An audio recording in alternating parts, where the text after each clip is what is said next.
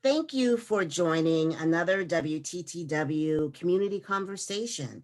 This time we're having a discussion around the film and the movement 9 to 5. I'm Sylvia Ewing, and it's my pleasure to be in the presence of some phenomenal women. It's like a song, but it's actually true, with deep experience and deep perspective about the issues that we're going to discuss. And we're glad that you, the audience, has decided to participate as well. We believe in the power of film to engage communities in dialogue around the most important societal and cultural issues of our time. And women in the workforce is indeed one of those. I'm being joined by Tina Tchen of Time's Up Now, but also a longtime Chicago force and activist, whose impact spread across the country in many ways, including with our First Lady, Felicia Davis, who is the head of the Chicago Foundation for Women, the voice for women in philanthropy, and who is both a grantor and a grantee in many ways, and speaks for many women in our society. Linda Tortolero, who is with Mujeres Latinas in Accion, and who has given to the community in so many ways. You might recognize her name from her work in other cultural institutions. We're pleased to be intergenerational and hear the powerful voice of millennials. Emily Green is with a national women's investment organization, a wealth management called Ellevest, and Ijin Poo, who is familiar with these issues firsthand. She is with the National Domestic Workers Alliance. So this is virtual applause. Thank you all for being here. This film was also made by a woman, not surprisingly.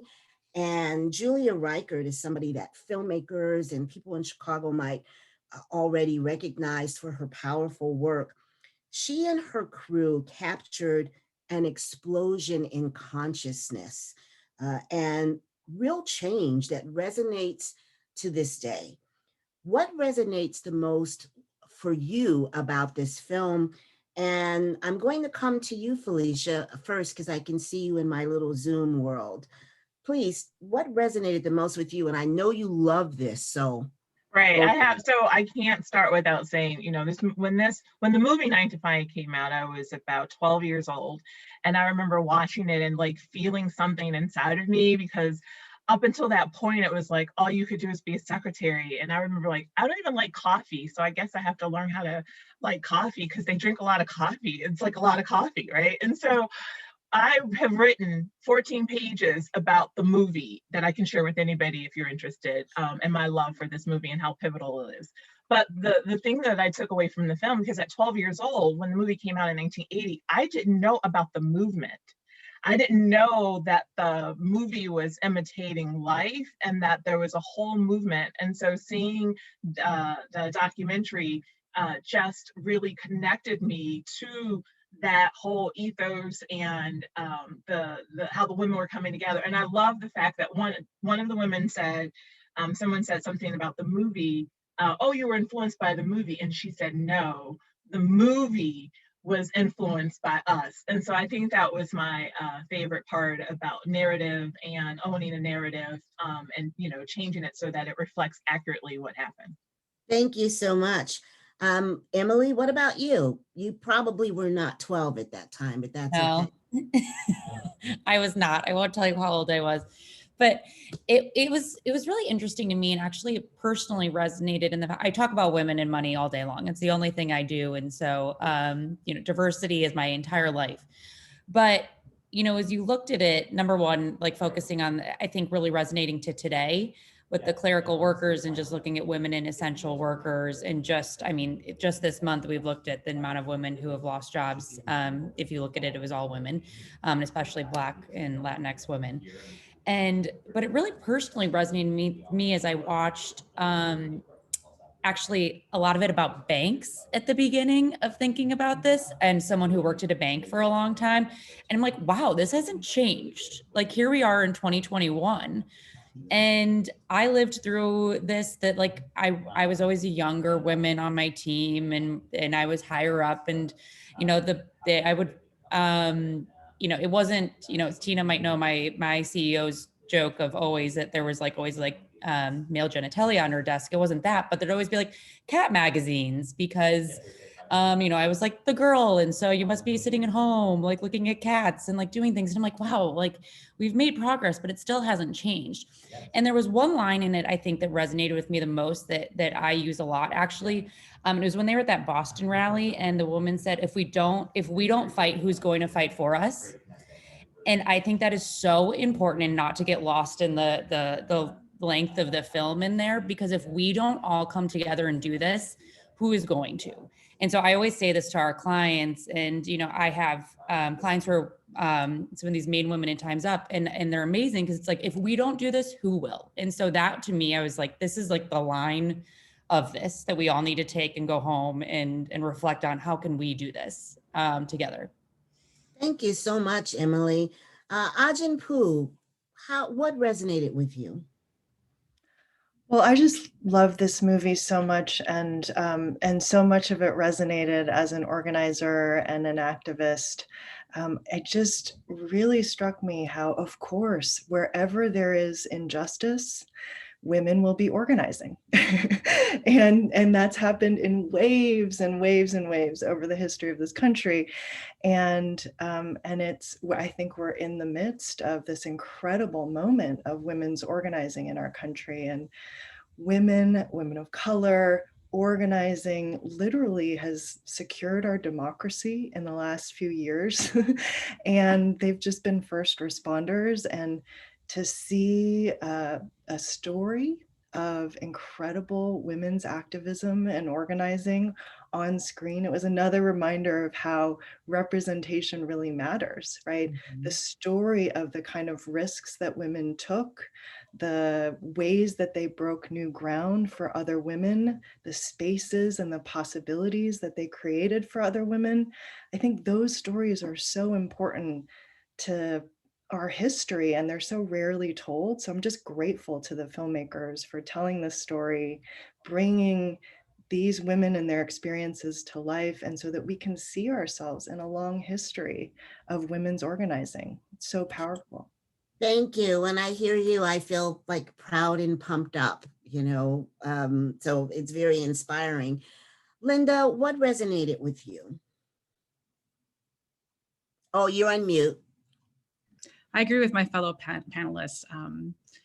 I think that those moments when women who were part of this movement share what inspired them, and when kind of like the light bulb turned on in their heads, like, I have to be part of this fight, resonated me with, we also do community organizing. And I think that once we, emphasize to them the importance of their story and the power that they have to make a change, that to me is just so incredible. And so I loved kind of those parts of the documentary were really kind of highlighted, where they were like, this, I got to do something. This is the time. This is the time to get moving and be part of something, because we have to be part of that change.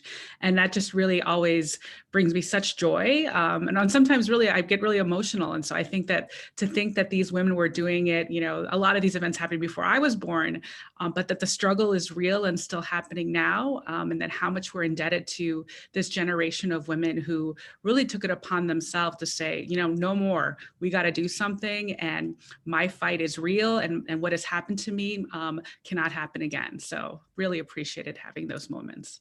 Well, thank you. And I want to come to Tina Tchen. This generation is our generation. What resonated with you about the film? Well, first, it was some of that, Sylvia.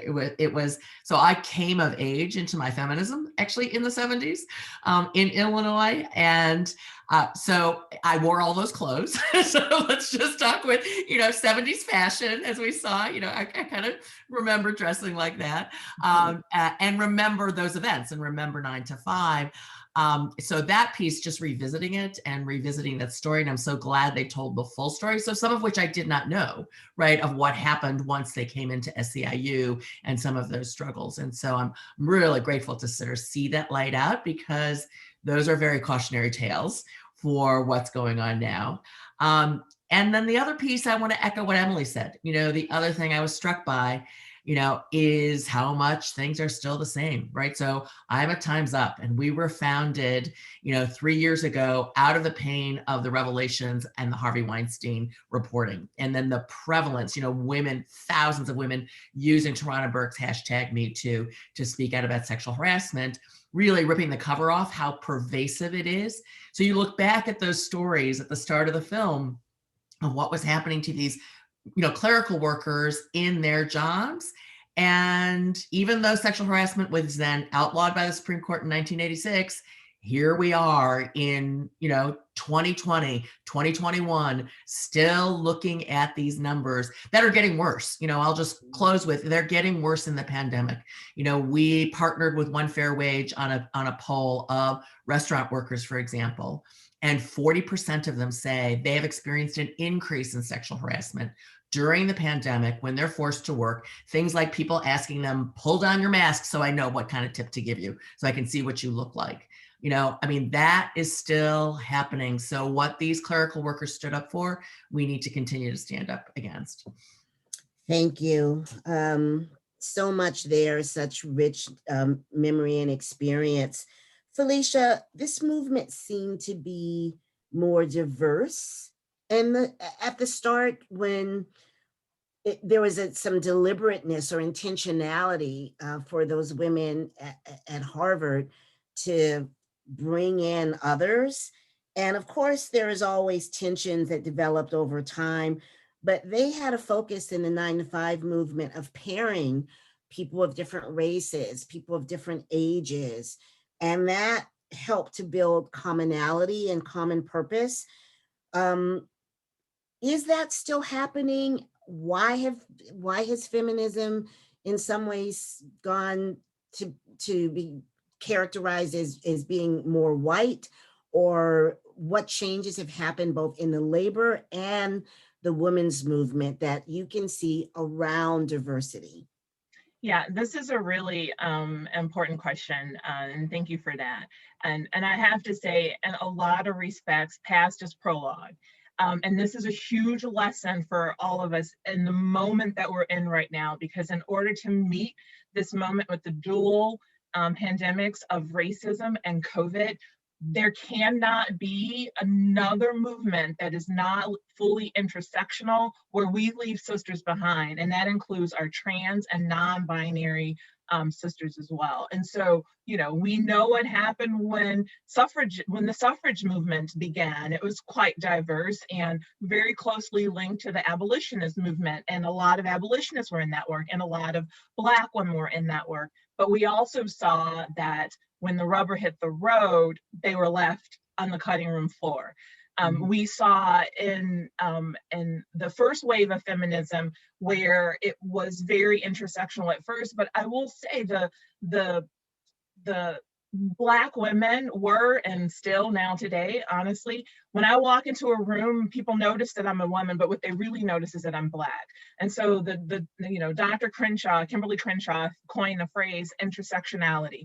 And so who am I and my full intersectional self, and how are we pushing for solutions that really address that?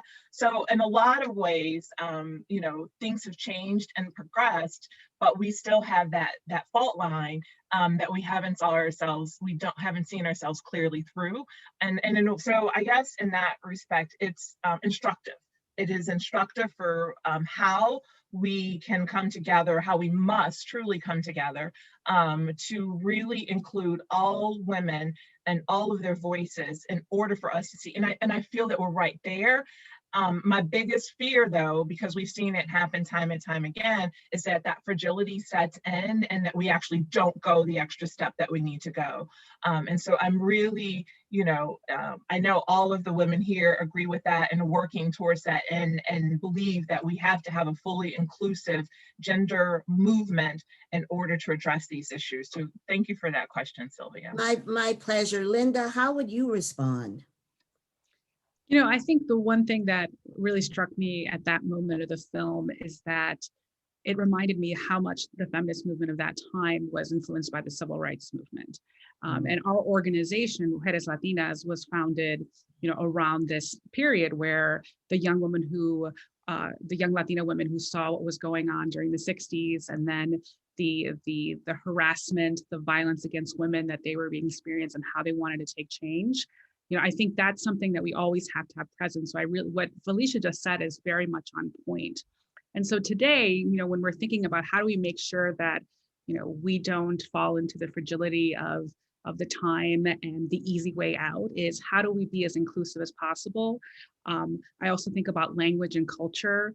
Think about how do we provide a political education to women so that they can take it upon themselves to decide what kind of challenge or struggle do they want to take on. I think that's really important. I think I always say that, feminism for me is what a woman decides to fight for and stand for in many ways. And, not to do that with the judgment of saying that there's only one way to be a woman, feminist. No, there isn't. There's so many ways. And feminism is so much bigger than just one cause.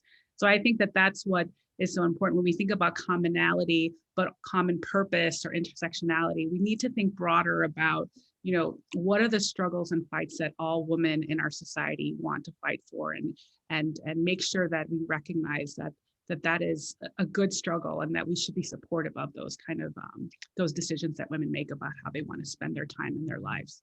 Yeah, and we have you with the Latinas Mujeres in Accion and the Chicago Foundation for Women, two orgs that people can continue to look up, as all of the women on this panel have institutions behind them that you should get to know.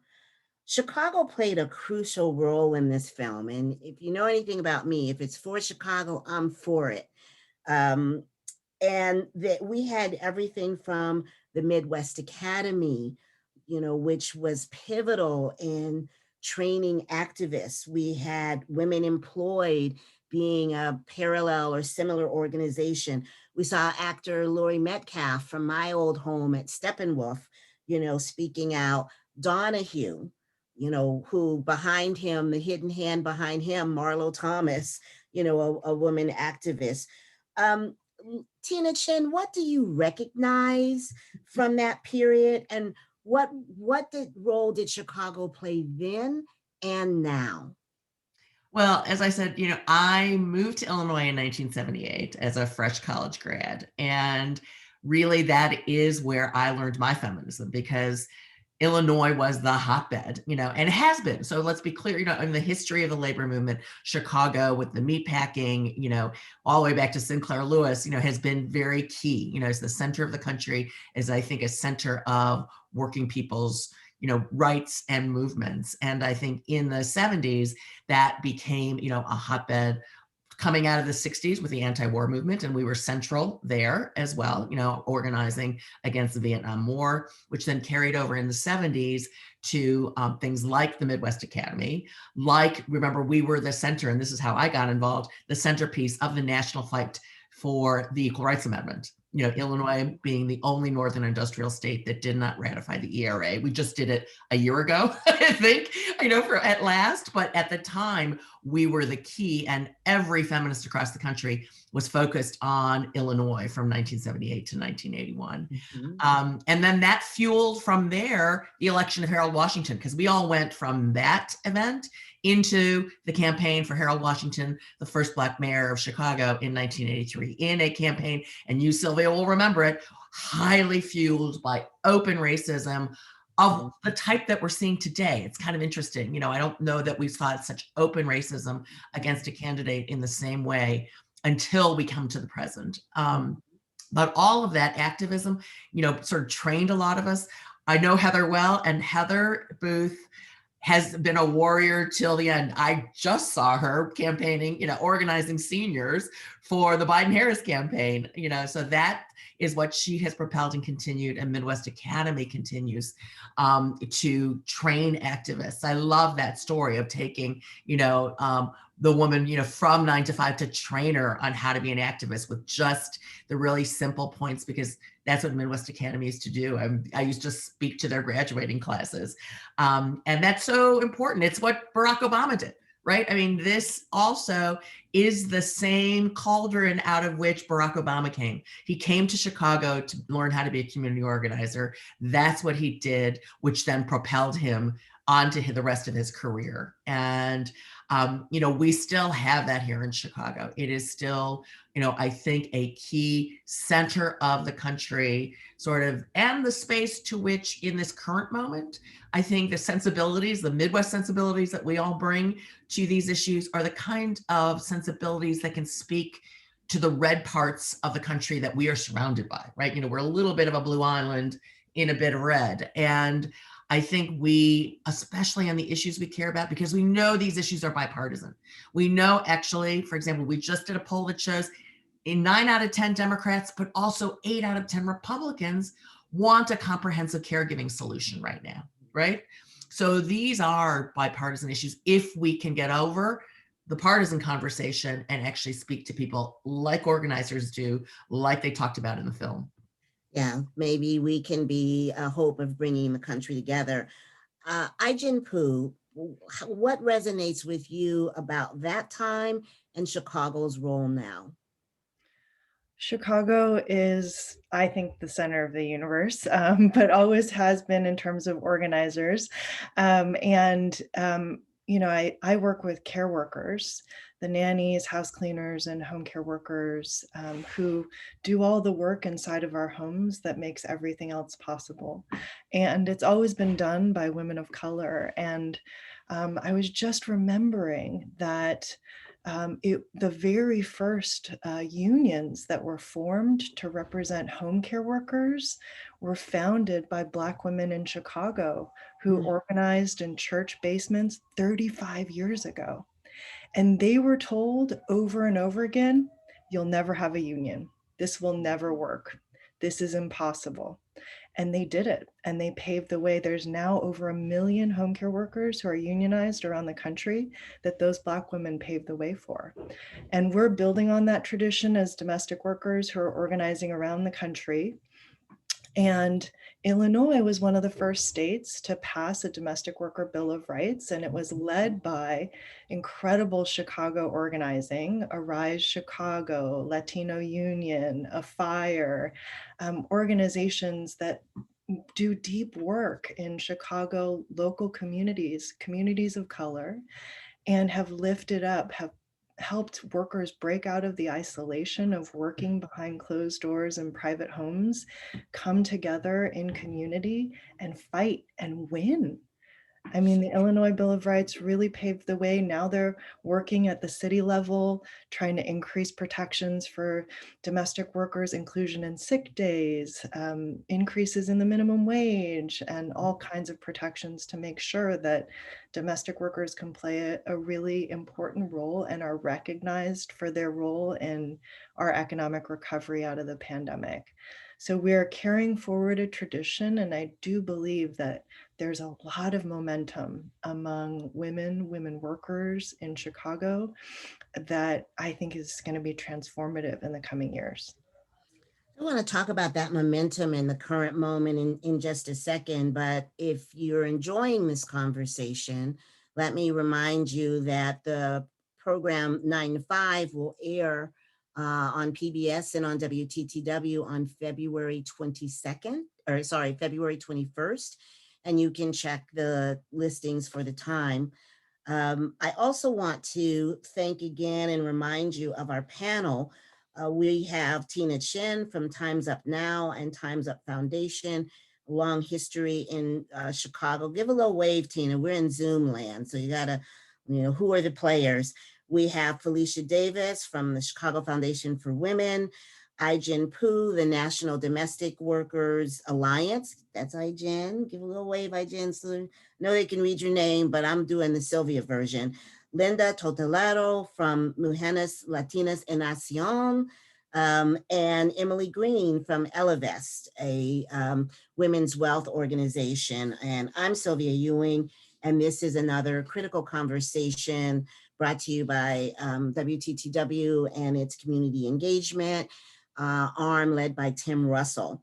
So we looked back, we looked at the film, we've, reminisced, but let's talk about now. And the bridge to it is women were a hidden power in the 70s. They were key to the American workforce, and in surprising numbers, more than construction workers, more than any other specific group. We had clerical women in particular. Today, women are leaving the workforce in droves. 2 million is a number that I've heard. COVID is exposing the weaknesses in our systems. Felicia talked about fragility before. We know when things get fragile, coalitions often fall apart. What policy or policies are needed now for lasting change and, to continue the efforts of the Me Too movement to continue expansion of childcare or other efforts that allow women to be their full selves in the workforce? We know there's new laws and there's been change in family leave acts, but we still have issues. So what policies do we need? And Emily, I'm going to come to you to talk maybe about money and any other aspects that you'd like to share on that question. Yeah, definitely. There was a viral quote that went around in 2020 that was from a sociologist that said, other countries have a social safety net. In the United States, we have women. And so we've seen this, and I think we've all seen this, what happened in December, as someone who focuses on money, the unemployment numbers, it was all women and mostly Black and Latinx women, as I mentioned previously. So the 140K of lost jobs, it was actually 156K women lost jobs and 16K women gained jobs, or men gained jobs. And so literally the entire job loss was women, and men actually gained. And so when you look at this, one thing we've talked about a lot at Ellevest lately is we're very focused on this gender pay gap. We've talked a lot that, how much a white woman versus, looking at this 70 cents, we keep going down, and we're going backwards on that right now. But actually what gets lost that we've been talking about a lot right now is the actual wealth gap. And so a white woman has 32 cents on a white man's dollar.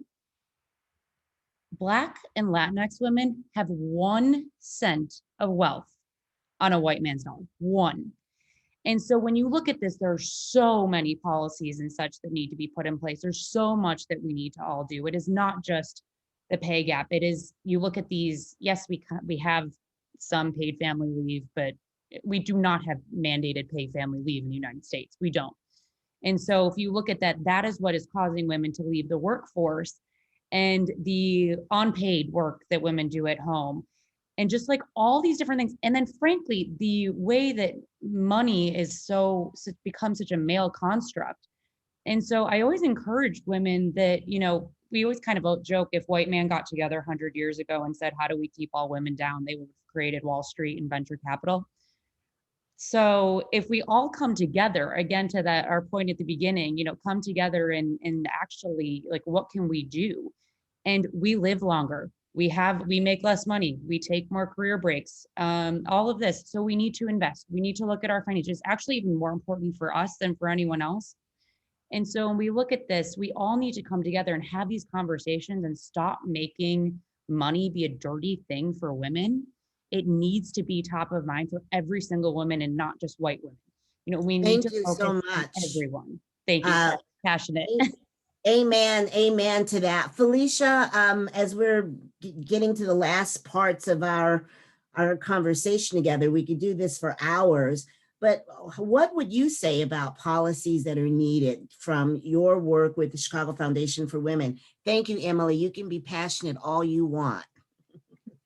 So I echo what Emily said. I would like to see, obviously we need national leave policy. I mean, and honestly, this was the first time, so COVID, for the first time, the entire country, well, our country almost came to a complete stop because we didn't have, when Emily said everybody else has a social network and we have women, there was nothing to give.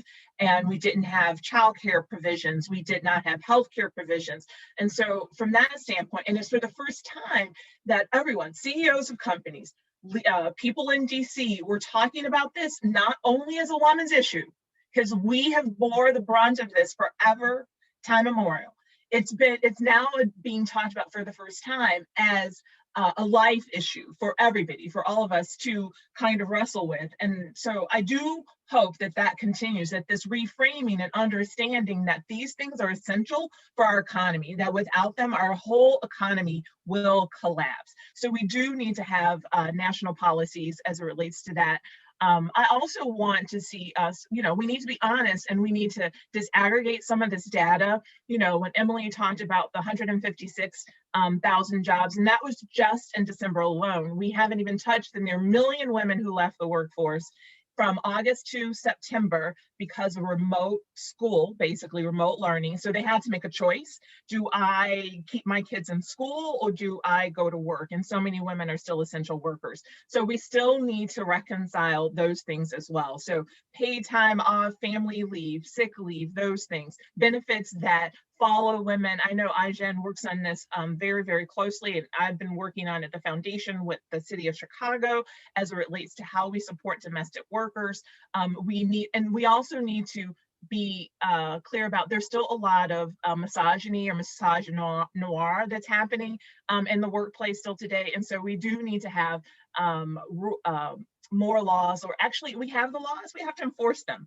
We have to enforce them. We have to have some enforcement to hold people accountable, because a lot of the things that were happening in the movie and reference in the documentary, quite honestly, still happen today. I mean, I was a police officer for 10 years, and I remember one of the first days I went out to the district, somebody asked me to go get coffee. And I said, well, and I'm not trained for that. That's not what I am here for. So, well, thank you. And you're actually bringing us to our last question. And so reflecting, you've touched on some of the policies that are needed. Where do you see growth, new voices speaking up? Felicia, coming back to you, give me your 30 seconds on, we still have Black and Brown and women working more, making less, but where do you see hope and improvement and growth? I am encouraged every single day by the young people across our country, for all of the challenges that they will say about their parents. My children are young adults, have graduated college. So for everything that they say, how we didn't fix the system, there's something that we gave them about speaking out and being true to who they are. And so I'm encouraged by the millions of young people who lift their voices every single day, who are on podiums, who are on steps, who are on TV, on Zoom, who are saying that they want to see this world change, that this is their destiny, and that they're pushing ahead. So for me, it's the many, many voices, it's the chorus of voices that are coming from our young people from across the country. Thank you, Felicia. Accion, what about you? We are seeing more organizing in the food care industry, childcare, even Google. What do you see as positive change and what makes you hopeful? I'm really hopeful about this growing movement around caregiving. And I think it touches every worker, especially women and women of color workers. But the workforce also who does caregiving is organizing and on fire. I was just on a call last night, a teletown hall with 45,000 care workers who are organizing to win the care policies that Felicia talked about and more. So I just think this is a moment to win on care and to finally value the work that has always been associated with women and women of color, but is actually all of our responsibility. And I think this is our time. Linda, how would you answer that? Thank you, Accion. I've loved everybody's responses. I would say that what really also gets me excited is I think folks understand that there is a real need to revitalize unions. That the income inequality, the wealth gap are huge obstacles to the growth of our country and to making sure that America is strong for everyone. And so I think that is something that I'm really excited about. I think another thing, you're seeing more investments in community organizing and racial equity work. And I hope that, philanthropy and individual donors continue to do that, because I think there's so much great work to be done. I always get really excited when you have, immigrants become their own leaders of movements in Chicago and other places, because it shows that America can work for them. They can fight for it. We're providing them an avenue. And so if we can invest in them to be leaders, we absolutely must do that. So I hope that keeps going on and going on very strong. Tina, you've been at this for a minute, and we celebrate all ages and wherever we are. What's your wisdom for the future? Well, here's what I think. I believe we are at a transformational moment, right? This crisis, creates opportunity. This is a crisis like we've never seen. I think the opportunity is for transformational structural change to how we organize work, to how companies organize work that we've never seen before. You already see it, before the pandemic, companies were already responding to the sexual harassment crisis out there and voluntarily expanding their policies. They can continue to do that. They don't have to wait for public policy makers to make their decisions. Companies can be better employers with better values, appeal to Emily and those millennials who vote with their pocketbooks about the values of the companies. So I'm encouraging companies to step out and make changes. And then finally, I am strongly encouraged, with what is going to happen with this new administration. I think that this administration understands that what we need right now is not just emergency checks to go out. We need structural change and investment. The $1.9 trillion plan that was just announced by the Biden-Harris team, is an incredible down payment. It includes things that were in the film, like a $15 minimum wage. It includes things like expanding the emergency sick leave that was done in the HEROES Act to cover, another 130 million workers that were left out. And it's the down payment on what Accion and I have been working for, which is a true caregiving structure in the next go round. And so I am very encouraged by this moment that we now have leaders who can understand the structural change that needs to happen.